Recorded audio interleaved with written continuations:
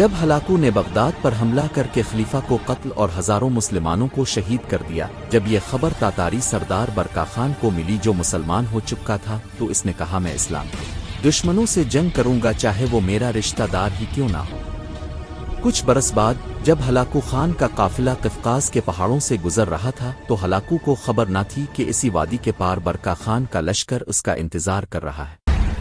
रात ढलते ही बरका खान ने अपने सिपा सालारों से कहा, आज वो दिन है जब बगदाद के खून का बदला लिया जाएगा।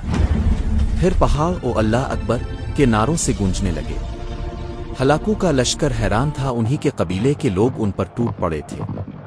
बरका खान के अचानक हमले से हलाकू के लश्कर को शिकस्त हुई और वो जान बचाकर फरार हो गया। जंग के बाद बरका खान घोड़े से उतरा, सजदे में गिर गया और कहा, अल्हम्दुलिल्लाह, आज मैंने इन मुसलमानों के खून का बदला ले लिया जो बगदाद में बहाया गया था।